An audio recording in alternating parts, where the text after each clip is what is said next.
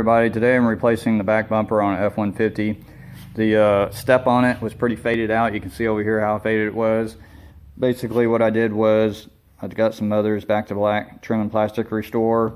I started on this yesterday. The side over here has 3 coats and I really scrubbed it in. And then right here it just has basically 1 coat that I just wiped on it really quickly. And then right here I just basically put 1 good coat on this right here. Now as you can see a lot of the faded in here, but basically you just got to go over it a couple times.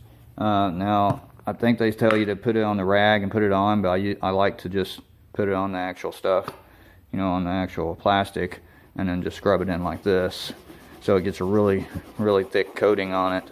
And you can see right there how that's turning black. Now you'll have to do this 2 or 3 times and really scrub it in order for it to turn out like this, because if you only do it once, it's going to look like that the next day.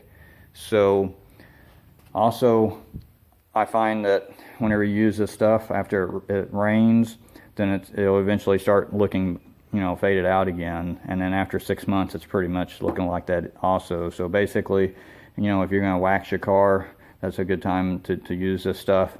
It does make it look good temporarily. It doesn't really work long term, but it does, you know, give it a good detailed look. But anyway, thanks for watching. I hope I helped you out today. If you haven't already, please subscribe, and I'll see you in the next video.